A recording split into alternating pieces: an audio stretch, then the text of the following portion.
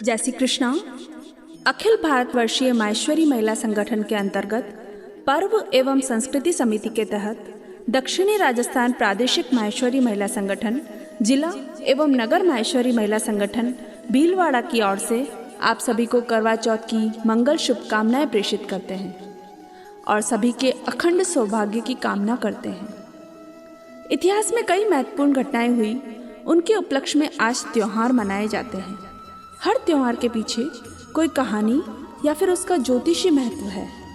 करवा चौथ उपवास के लिए प्रचलित कथा है कि सत्यवान नामक राजा द्वारा प्राण गंवाने के पश्चात जब मृत्यु उन्हें लेने आई, तब उनकी पत्नी सावित्री ने प्रार्थना की और उनका संकल्प इतना शक्तिशाली था कि उसने अपने पति को पुनर्जीवित कर दिया।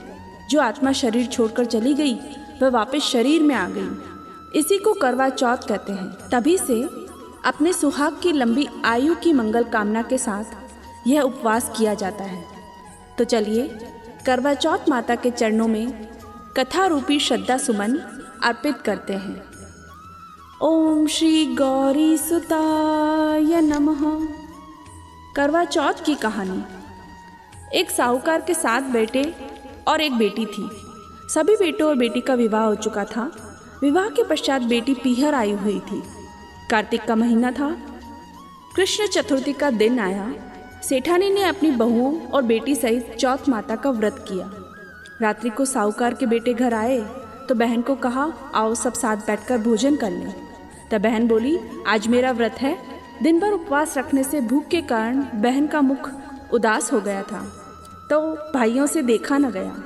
एक भाई ने दीपक लिया, एक ने छलनी और डूंगर पर चढ़कर पेड़ के पीछे से छलनी में दीपक से रोशनी करी तो चौथ का चंद्रमा लगने लगा।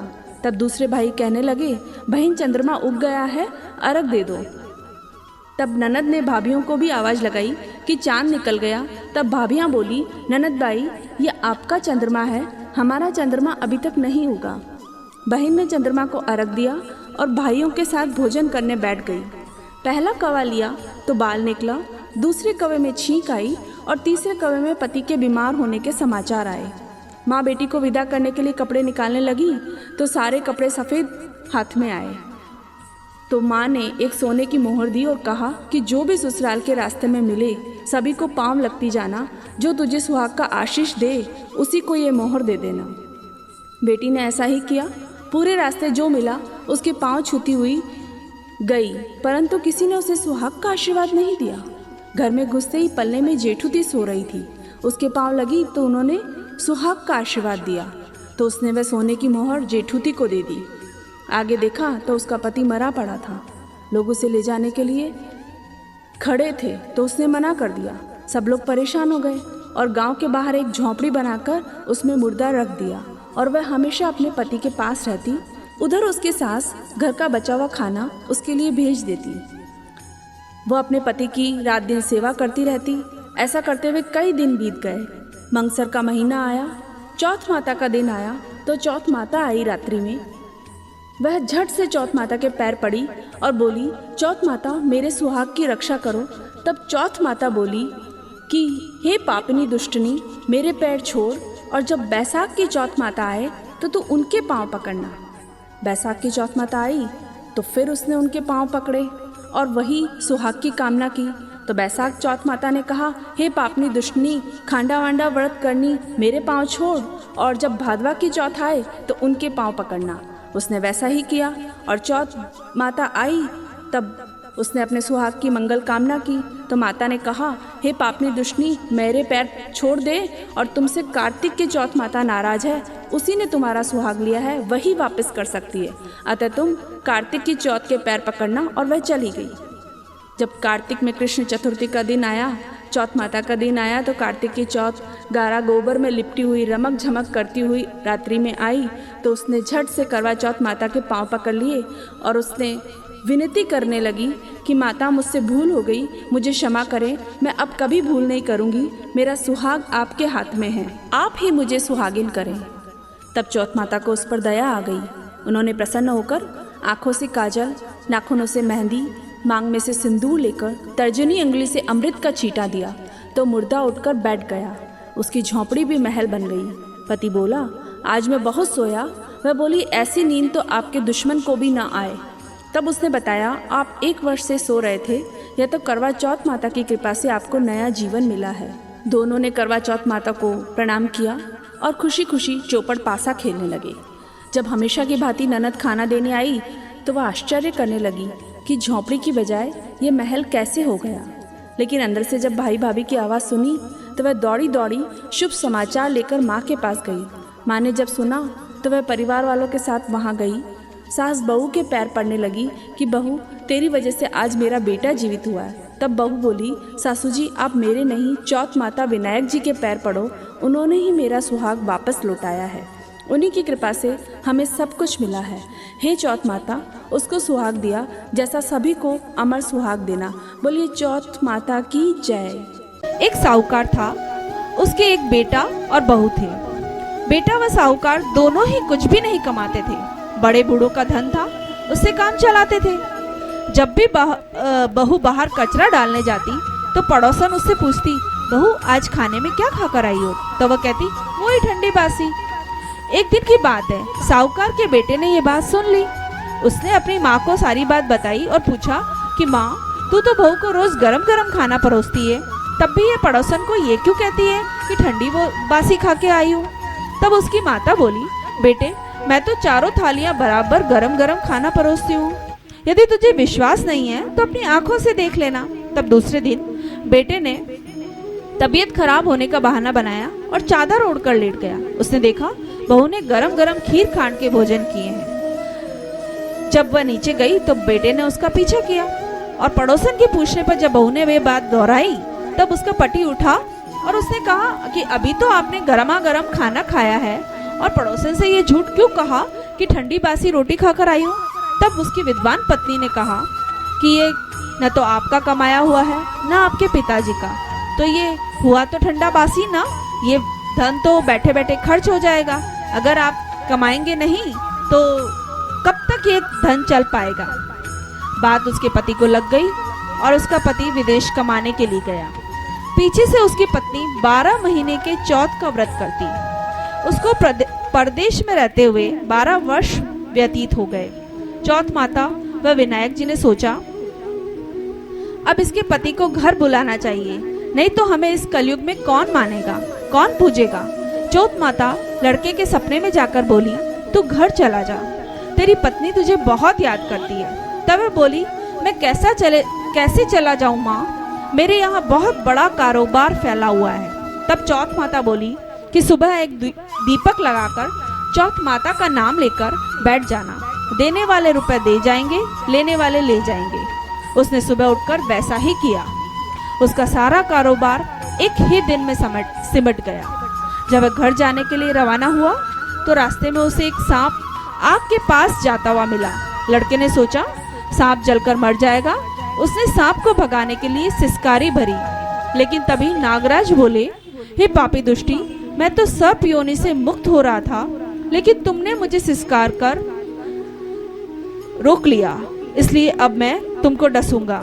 तब लड़का बोला, हे नागराज, तो मुझे अवश्य खा लेना, पर मैं आपको वचन देता हूँ कि मुझे एक बार घर जाने दो, अपने घर वालों से मिलने दो, उसके बाद आप मुझे खा लेना। जब पति घर आया तो वह बहुत उदास था। पत्नी ने कारण पूछा तो उसने बताया कि रास्ते में उसके साथ क्या हुआ। पत्नी बहुत चतुर थी। उसने एक सीढ़ी पर दूध का कटोरा रख दिया, दूसरे पर बालू मिट्टी बिछा दी, तीसरे पर फूल माला बिखेर दी, चौथी पर इत्र छिड़क दिया, पांचवी पर मिठाई रख दी।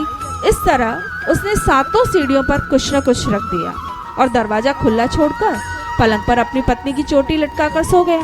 सांप आया, उसने पहले दूध पिया, फिर बोला, साहूकार के बेटे, तूने सुख तो बहुत दिया है, पर मैं वचन का बंधा हुआ हूँ, इसलिए तुझे डसूंगा तो अवश्य।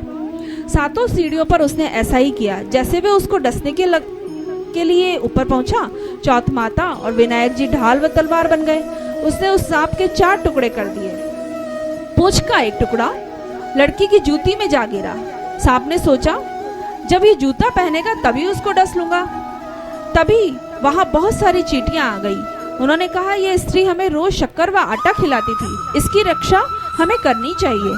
चींटियों ने उन पर हमला कर दिया और उसकी पूंछ को पोली कर दिया।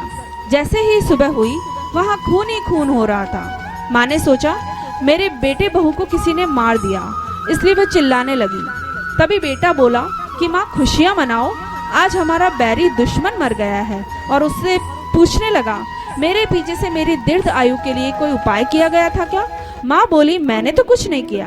पत्नी के पूछने पर उसने बताया कि उसने 12 महीने की चौथ माता का व्रत किया, इसलिए चौथ माता व विनायक जी ने हमारी सहायता की है। तब सास बोली यह झूठ बोलती है, रोज में से 4 बार रोटी देती थी, फिर इसने चौथ का व्रत कैसे किया? तब बहू बोली 1 बार गाय को खिलाती, 1 मेहतरानी को देती, 1 जमीन में गाड़ देती, शाम को खाना मैं चंद्रमा को अर्घ देकर खाती थी। यदि अगर आपको विश्वास नहीं है तो पूछ लीजिए। तब गाय माता से पूछा तो वह हंसने लगी और पलाश के फूल उसके मुंह से गिरने लगे। जमीन में खोद कर देखा तो रोटियों की जगह सोने के चक्कर थे। मेहतरानी से पूछा तो उसने भी हाँ भर दी। हे चौथ माता, उसके पति की रक्षा हुई है, वैसे हम सभी की रक्षा करना और सभी की मनोकामना पूर्ण करना, सबको मंगल सुहाग और दीर्घायु प्रदान करना। बोलिए चौथ माता की जय। चंद्रमा की कहानी। एक वैश्य के 4 पुत्र वधुएं थीं, चारों ही गर्भवती थीं। वैश्य के घर में उन चारों का पोषण एक ही तरह से हो रहा था। वैश्य ने अपनी पत्नी से चारों का पूरा ख्याल रखने को कहा। वैश्य की पत्नी चारों बहुओं को बड़े लाड प्यार और आराम से रखती थी।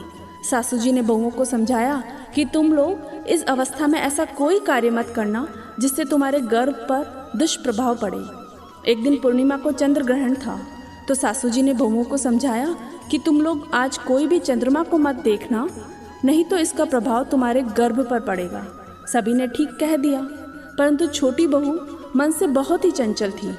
वह इस बात को न मानते हुए कि चंद्र ग्रहण का प्रभाव गर्भ पर पड़ता है, चुपचाप रात को छत पर चली गई और ग्रहण के समय चंद्रमा कैसा दिखता है ऐसी उत्सुकता में वह चंद्रमा देख आई। थोड़ा समय बीता, चारों बहुओं के पुत्र हुए। बड़ी 3 बहुओं के तो सुंदर स्वस्थ पुत्र हुए, लेकिन छोटी बहू का पुत्र काला एवं शारीरिक रूप से दुर्बल हुआ। सासू जी ने जब देखा तो उन्हें बड़ा दुख हुआ। तब सासू जी ने पूछा, बहुओं मैंने तुम चारों को खान पान एक जैसा दिया, एक जैसी देखभाल की, फिर ये छोटी बहू का पुत्र इतना दुर्बल क्यों हुआ? तब छोटी बहू को अपनी भूल का पछतावा हुआ। उसने सारी बात सच सच अपने सासू जी को बताई और सासू जी ने उसको शिक्षा दी कि इसीलिए गर्भवती महिलाओं को आज के समय में भी पूजा के बाद चंद्रमा को अर्घ नहीं देने दिया जाता एवं ग्रहण के समय बाहर नहीं जाने दिया जाता। इसीलिए बहू, अब तुम चंद्रमा भगवान से क्षमा मांगो और वरदान लो कि अब तुम्हें जो भी पुत्र पुत्री हो वह उन्हीं के समान सुंदर हो। बहू ने चंद्रायण का व्रत रखा और चंद्र भगवान की कृपा से अगली जो संतान हुई वह चंद्रमा के समान शील एवं सुंदर उत्पन्न हुई। बोलिए चंद्र भगवान की जय। ओम श्री गौरी सुताय नमः। विनायक जी की कहानी। एक मेंढक मेंढकी थे। मेंढकी जय विनायक करती और गणेश जी को सुमिरती रहती थी। मेंढक ने कहा, तू रोज रोज पर पुरुष का नाम लेती है, तुझे लाज नहीं आती? आगे से मेरे सामने गणेश जी का सुमिरन किया तो लठ से तेरा सिर फोड़ दूंगा। मेंढकी ने गणेश जी को सुमिरन करना बंद कर दिया। गणेश जी ने अपनी माया फेरी। एक राजा की दासी पानी लेने गई। मटके में दोनों मेंढक मेंढकी आ गए। उन्हें लाकर मटका चूल्हे पे चढ़ा दिया। धीरे धीरे पानी गर्म हुआ। मेंढक ने कहा, मेंढकी आज तो मरे, अपने विनायक जी को सुमिरन कर। अगर हम आज दोनों संकट से छूट जाएंगे तो हम दोनों विनायक जी को ध्याएंगे। और दोनों विनायक जी का ध्यान करने लगे। विघ्न विघ्नेश्वर ने फिर से अपनी माया दिखाई और रास्ते में से 2 सांड जो लड़ रहे थे, लड़ते लड़ते दासी के घर के पास आए और मटके को टक्कर लगाई। मटका फूट गया।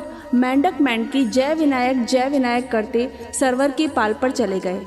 हे विनायक जी महाराज, सबका संकट टालिए। उन मेंढक मेंढकी को जैसे बचाया, कहानी श्रवण करने वाले हम सभी भक्तों पर भी अपनी कृपा बनाए रखना। बोलिए विनायक जी महाराज की जय। दीपक की कहानी। यमराज अपनी सभा में बैठे थे। उन्होंने अपने दूतों को पूछा कि हम सभी दुनिया का इतना कठिन कार्य करते हैं कि किसी भी चलते फिरते आदमी को यमपुरी ले आते हैं। कभी कोई ऐसी बात हुई है जब तुम्हें उस व्यक्ति को यमपुरी लाने में दुख हुआ हो? तब यम के दूतों ने कहा, एक समय एक राजा भटकता हुआ दूसरे राजा के नगर में चला गया। तब उस राजा ने सोचा, यह मेरा राज्य छीन लेगा। उसने उसे अकेला देखकर सिपाहियों से पकड़वा दिया और कहा कि इसे फांसी की सजा दे दी जाए। परंतु संयोगवश उस राजा की स्त्री गर्भवती थी। राजा उस बंदी राजा को सूली पर चढ़ाने लगा कि इधर सेवक समाचार लाए कि आपके पुत्र का जन्म हुआ है। राजा ने खुश होकर उस राजा को शुभ मानते हुए छोड़ दिया और कुछ दिन वहीं रहने को कहा। उसकी खूब आव भगत करी। राजा ने लड़के के नामकरण के लिए पंडित को बुलाया। पंडित ने लड़के का नामकरण करके उसकी कुंडली बनाई तो पंडित ने यह कहा कि यह लड़का 12 वर्ष तक ही जीवित रहेगा। तब बंदी राजा ने यह बात सुनी तो उसे बड़ा दुख हुआ। उसने राजा से कहा, आपने मुझे जीवन दान दिया है, अब आपके पुत्र की रक्षा मैं करूँगा। इधर उस बंदी राजा की पत्नी के नियम था कि वे हमेशा सायंकाल दीपक जलाती और दीप दान करती थी। इधर उस बंदी राजा ने एक अलग से महल बनाकर उसमें उस लड़के का ध्यान रखते हुए रहता था। लड़का जल्दी तरुण अवस्था में आ गया। तब राजा ने उस लड़के की शादी एक सुंदर कन्या से करवा दी। परंतु विवाह के 4 दिन पहले ही यमदूत उसके प्राण हरण करने के लिए ले गए। विवाह के मांगलिक कार्य में जैसे आग लग गई। यह देखकर स्वयं यमदूत तक रोने लगे, परंतु वह उस कार्य के विरत नहीं हो सकते थे। जब यमराज ने यह बात सुनी तो उन्हें भी बड़ा दुख हुआ, परंतु उन्होंने कहा कि विधि के विधान की रक्षा के लिए ही मुझे और तुम्हें यह अप्रिय कार्य सौंपा गया है। तब यमदूतों ने पूछा, ऐसा कोई उपाय बताइए जिससे ऐसी अकाल मृत्यु से मुक्ति मिल सके। तब यमराज ने कहा कि यदि बंदी राजा की पत्नी अपने दीपदान का पुण्य राजा के लड़के को दे दे तो वह लड़का इस मृत्यु योनि से छूट सकता है। यमदूतों ने राजा से यमराज की कही बात बताई तो बंदी राजा अपनी पत्नी के पास गया। उसने सारी बात उसे बताई तो वह जल्दी से तैयार हो गई। अपनी सारी पूजा का फल राजा के लड़के को दे दिया और लड़का फिर से जीवित हो गया। इसलिए कहा गया है कि दीपक जलाने से और दीपदान करने से मनुष्य अकाल मृत्यु का कारण नहीं बनता। और यही नहीं, जिसके घर में यह पूजन विधान किया जाएगा उस घर में भी कोई अकाल मृत्यु नहीं होगी। घर में सुख संपत्ति संपदा के भंडार भरे रहेंगे। बोलिए दीपक भगवान की जय।